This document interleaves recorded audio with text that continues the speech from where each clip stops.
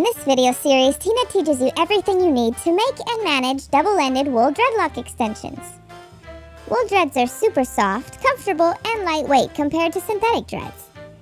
They're relatively inexpensive and they can be easily removed with no damage to your natural hair. This is Tina's ultimate guide to wool dread extensions. And now your host, Tina Tiainen.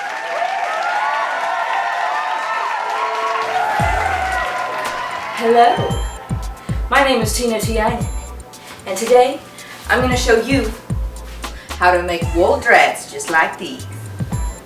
Ooh!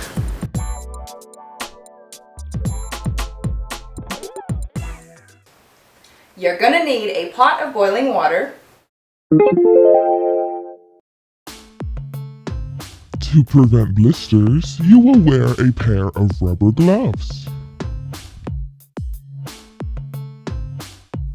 Get yourself a bar of regular white soap. And also a scraping device. Some kind of knife or something. Let me go grab one. I'm using a butter knife. And then you're also gonna need a plate. You will also need a plate and some tongs. Now here I've set up a little corner rolling station where I'm gonna roll my dreads. I take a table and I put a towel on top, and then I have the sides, that side and that side, hanging off just a little bit so that when I corner it, like bam, like that, then it's gonna hold it nice and still for me when I'm rolling my dreads. Oh, and side note, you're gonna need probably more than one towel, maybe 2 or 3, and you're probably gonna mess them up. Some dye might come out in them, so make sure that they're towels that you don't mind if they get destroyed. Now the material that you're gonna need to do your dreads is called wool roving. R-O-V-I-N-G. And you can find it online at some retailers, but the place I get mine, which is a great place, is called Purple Moose, and it's on Etsy.com. Here's a little link for it somewhere. But yeah, they always send you this cute little thank you card. It's got like a little moose on it. He's cute.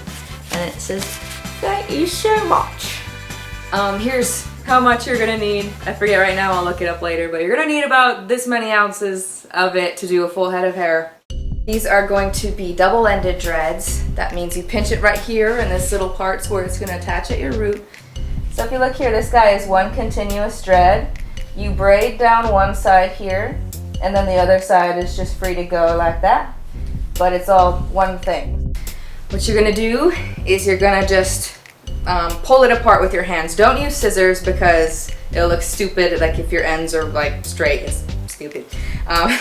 You're gonna wanna pull about 4 inches apart, just like that, just comes apart, because the lamb's wool is about 4 inches long, so that's about how long it takes to make a nice, clean, even break like this. Isn't that much lovelier than a scissor cut? I think so. He's gonna be about, if you kind of real twist it like that, you might end up kind of like that, a little bit fatter. I want them to be a bit thinner. I like them like that. They're more flexible, and I think they work better with like ponytails and shit. So I think they work better with ponytails. So I'm going to just separate it into half. Now this will be one dread, that'll be another dread. So just kind of find, like that, some kind of space and just pull apart. Like that. When you roll it out, it might kind of stretch it a little bit, so it's going to be longer than you get it to be originally. And also with the wool, you can combine different ones. So if you like 2 different colors and you want to have like a swirl or something like that, you could do that with just adding a different color. And I'll get into that in a different video. But for now, ta-da! And now that you have your supplies ready and your rolling station set up, let's make some dreads. Now you're going to want to heat a pot of water as hot as you can stand to touch.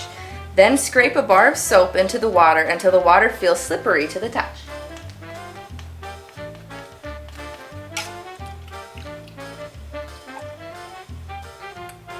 So now you're going to want your tongs and your plate to be ready, and have them close by.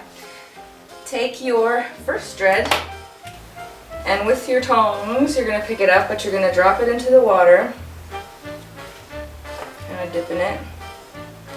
And if it's really hot, you can use your tongs. If not, you can use your fingers. I'm going to use my fingers right now because I can tolerate it right now. So you let it sit in the water for a little bit so it can felt together. And then once it's had a little soak, you take it out, wring it out, and then put it on your plate here, and then we're going to take it to our rolling station right over here.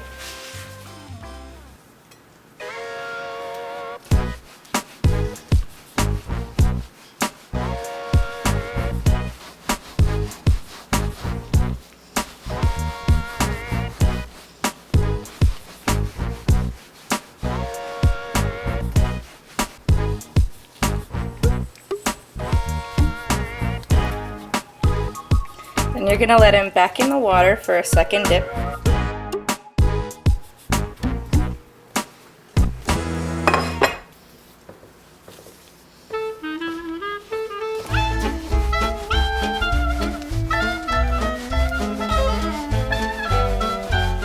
So this dread here looks pretty smooth.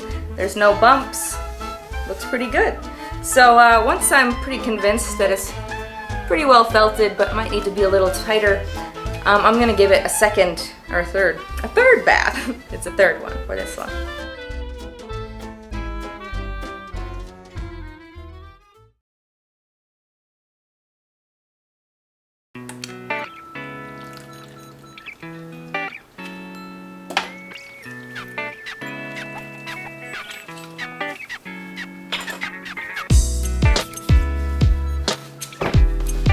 Now he gets his last and final rolling. Now I would say this one is done. It's smooth all the way down, nice and uniform. So a finished dreadlock should not be able to be unraveled. It should be super tight and felted together. So you're gonna want this to dry, sitting like this, preferably. Once it's nice and dry, like leave it overnight, and then tie this with a little tie right there so that it can stay that shape. You want to leave it for maybe 5 minutes, so when you braid down one side, it'll sit pretty. Alright, so now you have your very own wool dreadlock.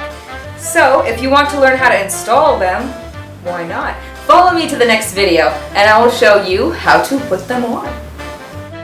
Also, check out my new videos coming up where I'm going to show you how to care for them, how to style them, and also how to take them out. They are removable, you know.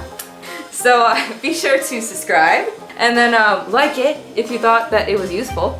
And also leave a comment if you have something schnazzy to say. I do love a schnazzy comment, don't you? Goodbye, guys.